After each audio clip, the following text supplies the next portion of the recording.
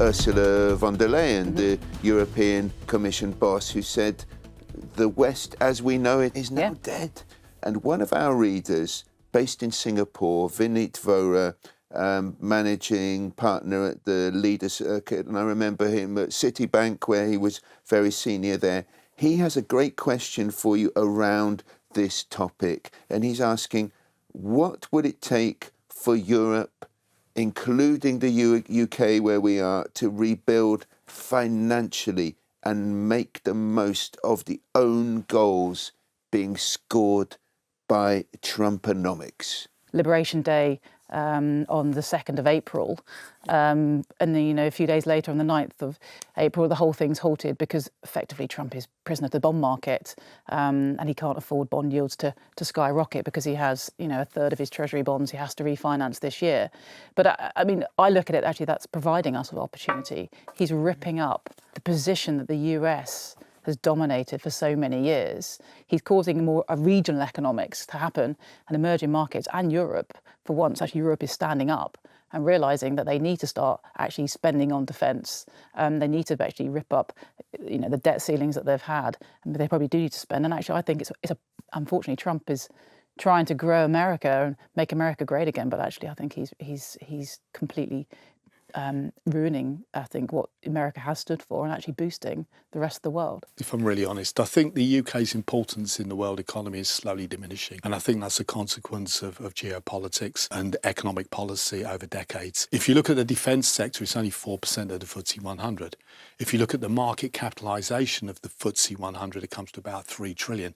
That's the same market cap as Apple Computers.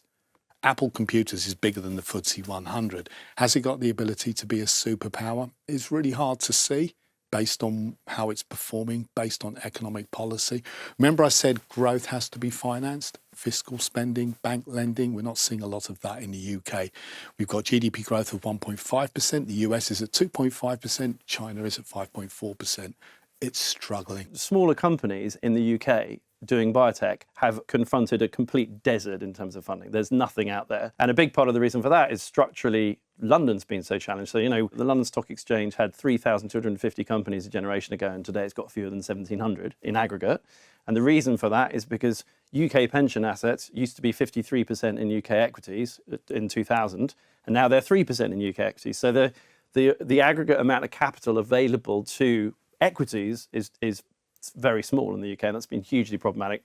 It's why businesses like Arm Holdings are now on the other side of the Atlantic, and lots of others. There are companies valued at tiny little peppercorn valuations in the UK, Europe and Australia that if they were in the States would be much more richly valued. And I think smart family offices are beginning to look at that. Brexit from a purely economic point of view, and I'm talking here about economics and capital markets, was of course not helpful, highly damaging. I think that this very bad sentiment is reflecting a kind of worst moment behind us. And London remains, the one and only truly cosmopolitan city in the world. The UK is really able to deliver very valuable contribution here in terms of industrial base, in terms of this defense industry. When I look at the meetings now between France, the UK, Germany, the UK, I think things are really improving from a political point of view.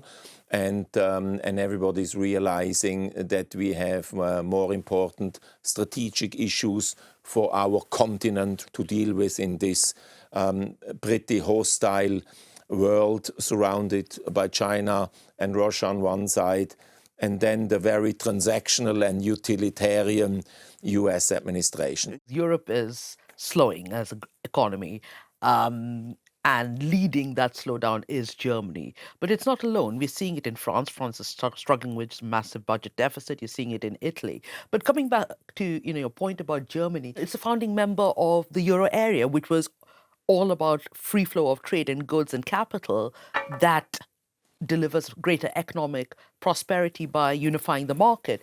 And we saw that under Merkel, we saw that under Schröder. I think what we're seeing now is a Germany that is directionless.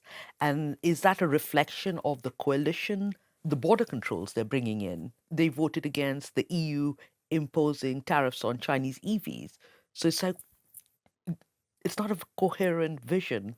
Europe could do more, in my opinion, to free things up, to liberalize, to let the labor markets go, maybe reduce taxes, maybe integrate more so there's more scalability. LVMH, right? That's a huge company.